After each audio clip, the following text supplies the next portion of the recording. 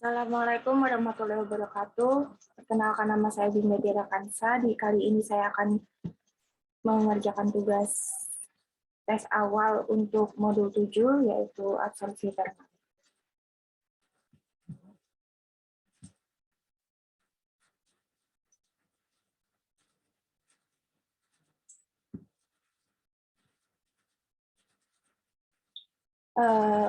Untuk tujuannya sendiri, yang pertama itu untuk mencari data absorpsi isotermal dan suatu zat absorpsi dari suatu larutan pada prosolid. Yang kedua itu untuk memahami persamaan Freundlich dan Langmuir. Dan yang terakhir adalah untuk mengetahui pengaruh konsentrasi zat terhadap zat yang terabsorpsi.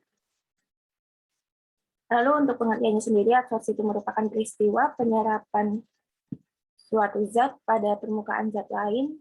Zat yang dapat diserap disebut fase terserap atau adsorbat, dan zat yang menyerap disebut adsorben. Jenis absorpsinya yaitu ada yang pertama itu absorpsi kimia atau chemisorpsi, terjadi karena adanya gaya kimia dan diikuti oleh reaksi kimia. Dan yang kedua adalah absorpsi fisika atau fisisorpsi, itu terjadi karena adanya gaya fisika dan tidak terikat kuat pada permukaan.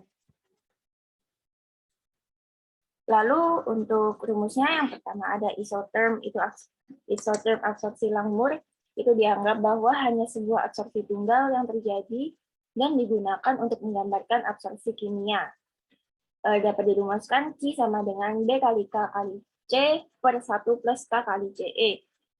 Dengan penjelasan CE itu konsentrasi kesetimbangan absorbat dalam larutan setelah absorpsi dengan satuan mg per L, yang kedua adalah Q itu jumlah absorbat absorpsi per bobot absorben dengan satuan mg per G, yang ketiga adalah konstanta kesetimbangan absorpsi, dan yang B itu adalah kapasitas absorpsi maksimum dari absorben dengan satuan mg per G.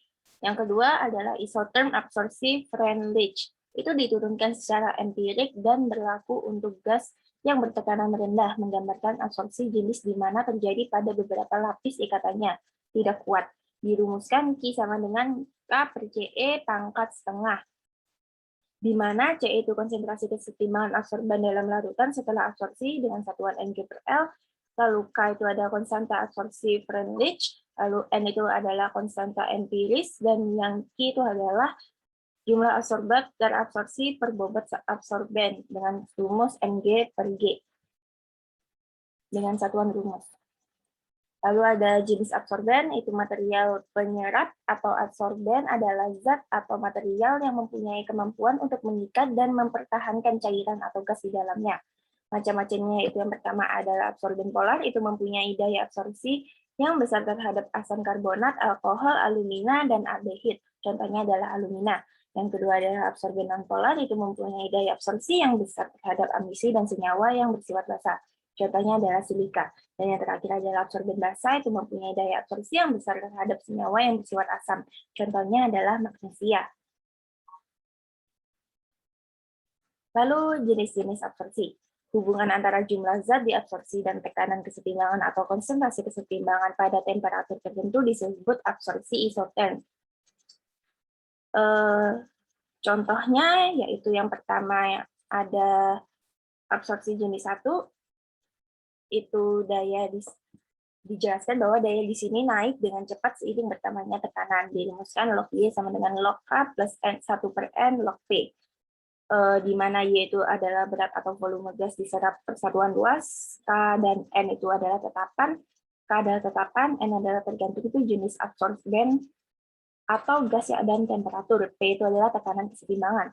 Dan yang kedua adalah absorpsi jenis 2 sampai 5, itu ada Brunner, Melt, dan Taylor yang memberikan persamaan yaitu P per V, P pangkat 0 per P, min P sama dengan 1 per VMC ditambah C min 1 per VMC dikali P per P pangkat 0, di mana V itu adalah volume gas diserap dengan satuan 0 derajat Celcius atau 76 cmHg, P itu tekanan, T itu temperatur, P pangkat 0 itu tekanan uap jenuh, gas diserap pada temperatur T, Pm itu adalah volume gas diserap, C itu adalah tetapan. dengan satuan C itu adalah C pangkat E1 min EL per RT. Lalu ada faktor-faktor yang mempengaruhi. Itu yang pertama ada luas permukaan.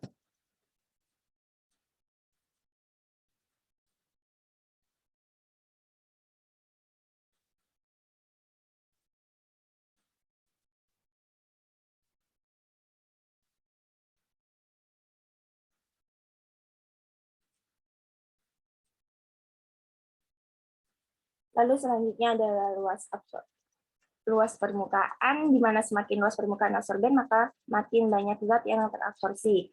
Lalu ada jenis adsorbat, itu peningkatan polarisabilitas adsorbat itu akan meningkat kemampuannya absorpsi molekul yang mempunyai polarisabilitas yang tinggi. Lalu yang ketiga adalah struktur molekul adsorbat, itu hidroksil dan amino mengakibatkan mengurangi kemampuan penyisihan, sedangkan nitrogen meningkat kemampuan penyisihannya. Yang keempat adalah konsentrasi adsorbat, itu semakin besar konsentrasi adsorbat, maka semakin banyak jumlah substansi yang terkumpul pada permukaan absorben. Lalu ada temperatur pemanasan absorben akan meningkat daya serapnya terhadap adsorban yang menyebabkan pori-pori absorben lebih terbuka. Pemanasan yang terlalu tinggi menyebabkan rusaknya absorben sehingga kemampuan penyerapannya menurun.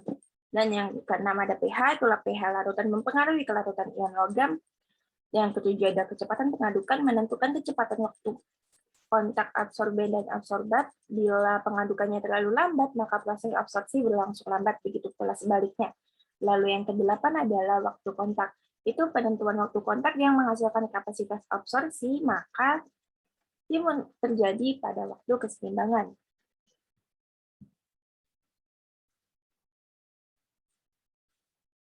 Lalu di sini ada prosedur percobaan dengan bahan yang digunakan itu ada etanol, aquades indikator PP, karbon aktif, NaOH, dan asam asetat. Dengan alat yang digunakan itu yaitu ada spatula, kelas ukur, kaca arloji, beker gelas, pipet, labu ukur, corong kaca, bulat statif, klem, dan erlenmeyer. Untuk prosedurnya sendiri, yang pertama itu ada siapkan 6 buah erlenmeyer, dibersihkan dan dikeringkan terlebih dahulu. Yang kedua itu membuat larutan asam asetat dengan konsentrasi 2N sebanyak 100 ml. Yang ketiga itu membuat larutan asam asetat dengan konsentrasi ada 4N, 8N, 16N, 32N, dan 64N, yang masing-masing sebanyak 50 ml dengan cara mengencerkan asam asetat 2N. Lalu masukkan masing-masing 1-2 gram karbon aktif ke dalam ke-6 erlenmeyer tersebut dan diberi tanda. Jangan lupa diberi tanda pada tiap erlenmeyernya. Lalu yang kelima ada pada setiap erlenmeyer itu diberikan 50 ml asam asetat dengan konsentrasi yang berbeda-beda. Yang keenam itu tutup erlenmeyernya, biarkan 1 jam sehingga tercapai keseimbangan. Lalu kocok secara periodik. Yang ketujuh itu titrasi 10 ml asam asetat, 2N dengan NaOH, 0,1N dengan indikator PP untuk standarisasi larutan asam asetat 2N. Maka konsentrasinya dapat dihitung dan konsentrasi asam asetat yang telah distandarisasi tersebut. Lalu yang kedelapan adalah setelah keseimbangan tercapai, masing-masing larutan disaring dengan menggunakan kertas saring. Dan yang terakhir, filtrasi dengan NaOH 0,1N. Untuk filtrat yang lebih pekat, cukup gunakan 10 ml, sedangkan yang lebih encer menggunakan 25 ml filtrat.